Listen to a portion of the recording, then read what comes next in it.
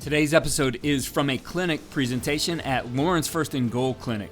In this presentation, UTSA defensive line coach Siddiq Haynes lays out his process for determining who an offense is by uncovering information on their line and quarterback. In doing so, Coach Haynes is able to put his players in a position to get to the quarterback, or as he calls it, Sack City. The third annual Lawrence First and Goal virtual clinic is March 9th through 11th, and we need your help. This is a chance for you to learn all aspects of the game from college and pro coaches, over 120 of them, and to help those in need. The proceeds from this clinic benefit families who have a child undergoing cancer treatment, as well as pediatric brain tumor research. Lawrence First and Goal is not a pass-through organization. All of the proceeds go to those who need it, and there are plenty. Marianne Loose and her team of volunteers work directly with the families to help them. Bring your entire staff to this clinic, and please make other coaches aware of this opportunity to learn and help others. Go to lfgf2023.coachesclinic.com. Coach Haynes will be joining me on the podcast soon to talk about more of what he does and his journey in coaching. Again, this one is from Lawrence First and Goal from 2022. The link to this one will be in the show notes. Support for this episode comes from Modern Football Technology.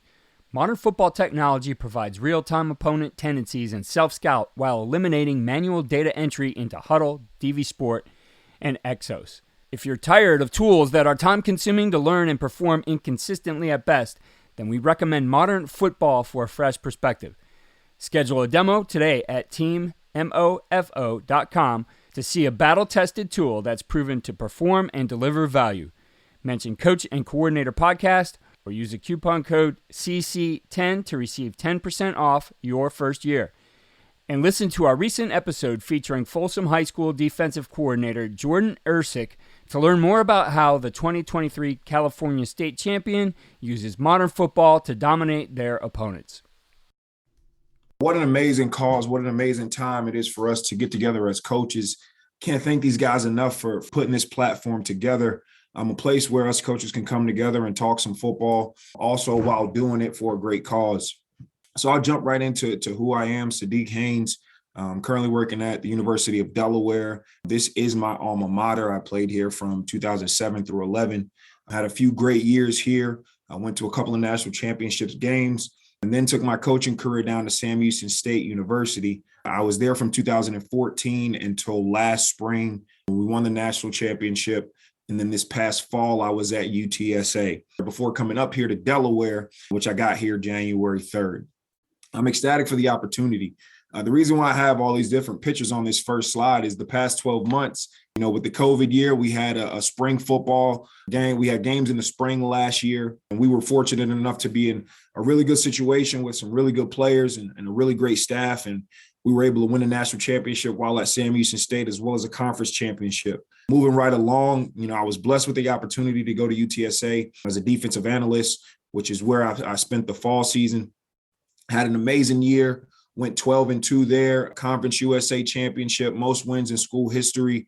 And we made it to a bowl game and finished ranked in the nation.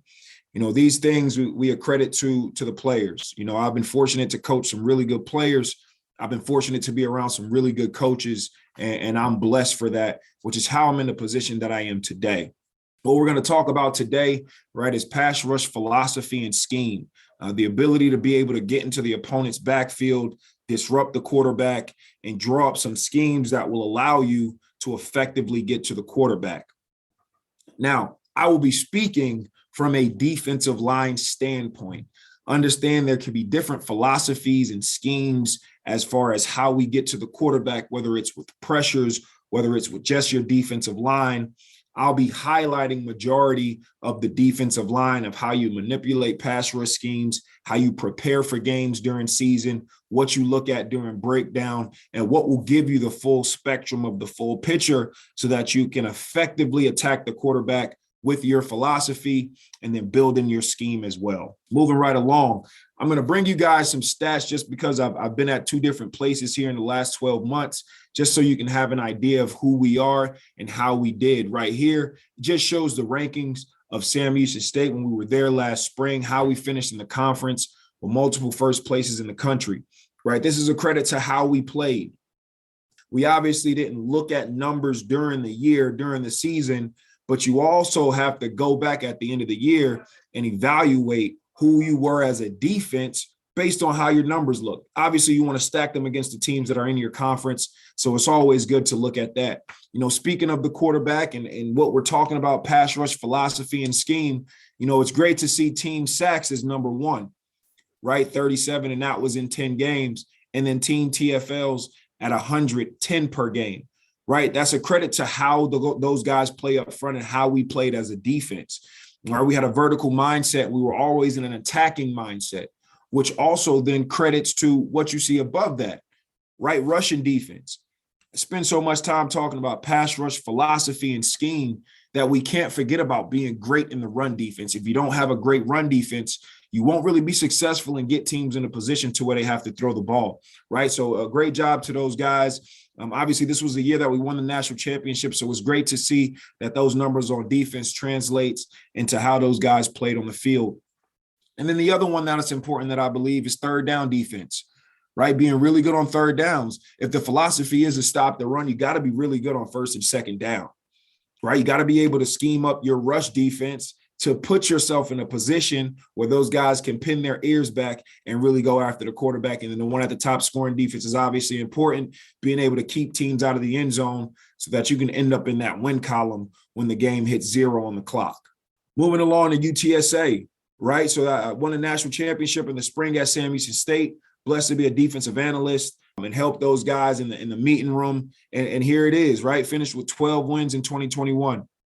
One of the 10 FBS teams to do so, right? And that's really huge and important with UTSA being a new school and a new foundation, right? We had one heck of a year because we had a really good culture and we put players in position to be successful, right? So I just wanted to allude to that. I was around a really great staff at UTSA with the ability to really get after guys. We were on the field as a defense, especially being able to get to the quarterback, which leads me to the very next picture that I have on this side, Clarence Hicks. Right, number 9, he was our Sam guy, was able to play out in space for the run and the pass, but specifically, he was one of our best pass rushers. In the matter of a year, right, the year before he had 3 sacks, came back to lead Conference USA with 10.5. And it's going to get to why that's important, right? To understand when you're talking about the D-line and being able to rush the passer, a lot of guys think that they need a million different things. Right. I just say first and foremost, make sure you have a guy. If you have a guy on defense that has enough ability to be able to rush the quarterback, to be able to bend, to have the agility, to have the speed, right, that puts in that work in the offseason to work on his hips, to work on his finish, you can put him in situations to be successful.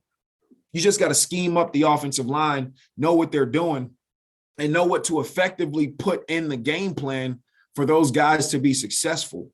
Right? It doesn't have to be one guy. You can have more than one guy. But if you just have one guy that's special, based on how you draw up your scheme, you can put him in positions to be successful if you know how to attack the offensive line and what their weakness is. So we had one heck of a year this past fall. Also finishing in the top 15 in rushing defense. Again, it's great to be able to have guys that can be successful to get in the backfield. It's great to finish with sacks. We had 32 at UTSA, but then it's also great to finish on that win column to be more than the losers. All right. And I thought they did a great job with that. All right. So then the next piece, right, when we're in college talking about pass rush, scheme, and philosophy, I've been blessed to coach some really good players. That had some really good ability.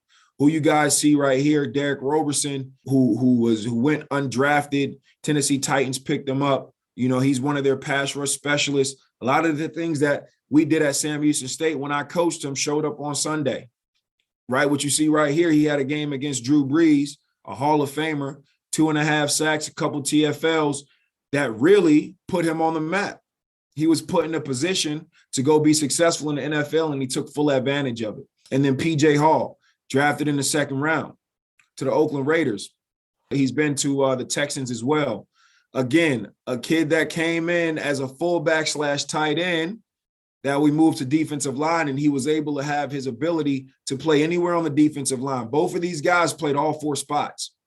And I think that's important, right? The versatility of your guys up front to be able to put them in a position to play the run game and then the pass game is going to show up when you want to go get after the quarterback. So being able to have the eye to recruit those guys to have somewhat of a natural ability to be able to get on the field and execute the game plan, specifically in their one-on-one, it gives you enough to go out there and execute the game plan. And I think that's important. So I think it's important when you look at recruiting, especially at the college level, bringing those players that have that ability.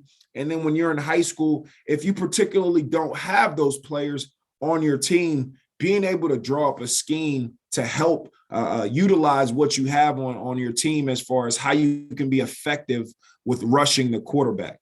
It's super important to know what you have, and then based on what you have, being able to draw up what they can do to be successful.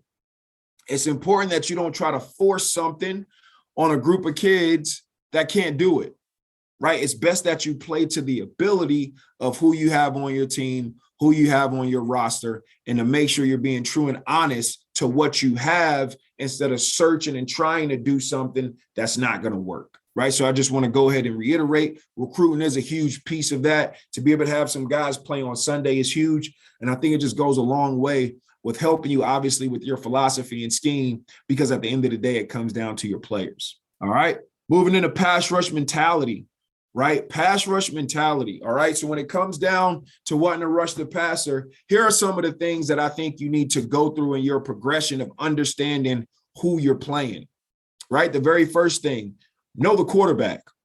The person that touches the ball every single play, you got to know who that guy is. Can he run the ball? And these are very simple questions, right? Can he run the ball? Meaning when he pulls the ball down when he doesn't see something and decides to take off, does he decide to take off and run now? Does he decide to move around the pocket because he's looking down the field to throw? The identity of a quarterback can be seen based off of the film. So can he run needs to be the first question. If he can, it's going to change a little bit with what you do. That's why you need to know that, right? Obviously, every quarterback can run, but the mentality of a quarterback is going to be shown based off of how he plays, whether he wants to stay in the pocket and make the throw, or whether he looks at his first look, pulls the ball down, and then just takes off. So it's important to know that. Can he throw? It may seem like a simple question, but you'll see some quarterbacks that really are not accurate, but they're going to force the throw every single time. When they have that open gap inside as far as the pocket, do they look at their first read, pull a ball down, and take off? Right? Is this guy going to try to force the far field throw because he trusts his arm a lot? And then it moves down to who is he under pressure and out of the pocket? Right? Again, who is he under pressure and outside of the pocket? Well, why is that important? Well, maybe he's really good throwing to his right side, but when he's pressured and forced to his left side, his completions are lower, right? Is he a guy that gets outside of the pocket, loves the vision, and now he's able to throw the ball downfield, right? Who is he as a quarterback? I think that's first and foremost, that's the most important thing when you're talking about rushing the guy that has the ball in his hand. You need to know who he is, and when he is faced with pressure or when he's faced with guys that are in his face, how does he react? Right? Because then that's going to tell you what you can draw up as far as your pressures, what you can draw up as far as your line games, and what you can draw up and how exotic you can get based on how dangerous he is with his feet and or his hand. The next piece, as an offense, when will they throw the ball? Right? And that comes with the breakdown. Right? When you break it down, and obviously you do normal downs, you can do your third down situations. When are they a 75% and above pass efficiency team? And once you sort it out, one of those obvious ones is teams that are 3rd and 6 plus, 6, 7, 8, 9, 10, 11. You'll typically see in a breakdown, they throw the ball 80% of the time. 3rd and 5, 78% of the time. 3rd and 8 plus, 90% of the time thrown. Okay, so when you break it down, you need to understand when they will run the ball, because that lets you know when you can call what you want to call, right? And as a defensive line coach, I need to feel comfortable enough if I'm going to bring something to the table for the DC to let him know I feel comfortable calling this in this time because this is who they are as far as when they want to throw the ball. And do you always need to be ready for the run? Yeah. But on those situations to where we play to our probabilities and percentages, if it's 75% and above, you'd hope to think a simple run won't be able to be successful no matter what you're running. You just got to be careful that you're calling something in situations. A 3rd and 5 may be different than a 3rd and 8 plus. So what you do on 3rd and 5 may be a little bit different than what you do on 3rd and 8. So understand that. Maybe you got to be a little bit more cautious in those 3rd and 5 and 6 situations. Then when you get to those 3rd and 8 and 9s, oh yeah, maybe you go get the quarterback, but maybe now it's a screen possibility, right? So all of those go into play when we're thinking about when a team will throw the ball. Types of passes. Now this depends on how you break down your film. 5-step, 3-step, screen. I limit it to those 3 because at the end of the day, when it comes down to the type of passes and the type of pass pros, it's very limited. Yes, you have different routes, and as a DB or safeties coach, you want to know those route trees, right? But when it comes down to getting after the quarterback, you need to know the type of passes that he's making, depending on the down and distance, whether he's going to take his full drop or if he's just going to catch, set, and throw, right? You need to understand who are they when it comes down to when they like to throw screens. Is it on their side of the field, 2nd and long or 3rd and long, right? You want to make sure that you understand who they are, what type of passes they have, which transitions on to knowing the offensive line, hashtag Sack City. I make a playlist every single week on the worst lineman. What does that mean? Any reps that the lineman is getting beat, I highlight those, put them into a playlist so that I at least have a couple clips of each lineman getting beat. You need to know your O-line in order to understand how you attack them. Find the weak link and attack the weak link. Again, find the weak link and attack them, right? And attack them. Knowing the O-line. You got to understand pass pro schemes. Sliding away from the running back, sliding to the running back, full line slide, right? Vertical set. If you're an odd or even team, how do they change their philosophy and how they're blocking those fronts, right? It's a lot of different things that come into play. When there's an on-the-ball tight end, who are they? Okay, all those small things go into play and understanding how they will block you. And then the other part to that is in creating a way to show them how they have to block you. But we'll get to that in a little bit, right? And do they struggle with line games? When you do your breakdown, are they a team that lacks the communication to be able to effectively pick up line games? It's important to know that. The next one, can we get there with 4, which is my favorite, right? Which is my favorite. I think as a defensive line coach, if I can convince my DC that we can get there with 4, which means he can cover with 7, the more in coverage, the better, right? That's the simple part.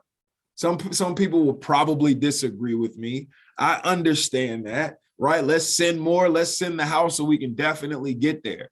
But if I can accomplish the same thing with 4 that we can accomplish with 5 or 6, I would hope that it gives you more of a security blanket to call your 4-down games while keeping those extra guys in coverage. And then it comes down to pass rush games. Feeling comfortable scheming up your line games, making sure you're coaching it effectively to where your kids understand what they're trying to accomplish, and then calling it in the games. Making sure you run those reps during the week. Make sure they understand how the pass rush game is supposed to be run and that there is no finesse if there's a specific way that you want them to run the line game. Maybe you don't run line games because they're not great at it. You have to understand who you have and what they do really well. Put them in a position to be successful, and then go get after it. Understanding situational football is also a key. End of the half, end of the game, 2-minute drill. Is he getting the ball out quick because they only have X amount of seconds on the clock or X amount of time on the clock, right? Do they have to score two drives and it's only 2 minutes left? Are they going to be more of a pass-heavy team because of the situation? Are you in the playoffs? Is it a live or die situation moment and everything's on the line? Situational football is key. Where they are on the field. Will they take a chance because they're halfway there and they don't have a really good kicker? Location on the field. All right, all of those small things come into play. And when it comes down to it, it's important that you know that to know how you want to attack them. Go into the QB windows. All right, this works with who the quarterback is. This is something that I do week in and week out. All right, week in and week out when we're in the season. There's 4 different windows when it comes down to it. All right, as we're looking at it. The offensive right tackle, the left one that we're looking at it, from him out, right? From the tackle out, that's window 1. From the tackle to the center, as we're looking at it on the left side, is window 2. 3 is from guard to tackle. 4 is from the right tackle as we're looking at it, the offensive left tackle and out. And what I do here is I go through every clip. I look at his completions, whether he's 34 or 49, how many yards does he get with those completions, right? The ones that you see in red are the crucial ones. This tells us his identity. Sacks, fumbles, interceptions. Those are things that are in the red because they're critical. Meaning, if he has, as we're looking at this, right, between window 2 and window 3, he's been sacked 7 times. Window 4 and window 1, he's been sacked a total of 2 times. So what this tells me is the middle of his line is the weakest. That's where they're giving up the most sacks. Does he give up some sacks outside? Yeah, 1 here or there, but that's where the action is. And then scrambles, the other one that's in red right there, right? Is this a guy that likes to run a lot? Now I can go to my DC and this one and say, hey, out of these X amount of attempts right now, he only has 4 scrambles total for 21 yards. Right? Window 2, he has 3 scrambles for 20 yards. Window 4, he has 1 scramble for 1 yard. Not a high probability of this guy being a runner. Right? And again, he can have 10 scrambles, but if it's only for 2 yards, that would be a TFL, right? But if 10 scrambles for, let's say, 20 yards, it's not like he's a dynamic runner. He's getting right past the line of scrimmage and more than likely getting tackled. Okay, so this is a great way to show those critical times. It's great for the DB. Sometimes you see where a quarterback likes to favor as far as where he likes to throw. As we see it here, window 1, he completed the most amount of balls, 34 or 49, right? Which means he likes to throw to his right side. More times than none, you'll see quarterbacks' dominant hand being the most dominant side. Right-handed quarterback, window 1, the defensive left, the offensive right, typically is his favorite spot to throw. Then you'll know whether a team likes to throw underneath or not if it's in window 2 or 3, or do they like to throw down the field in the middle of the field, right? So all these things, you can find out the identity of a quarterback, and it's also something you give to your D-line. Maybe they're not as hooked on the completions and the yards, but definitely the sacks, the fumbles, and the scrambles, those are all critical to know in those down situations.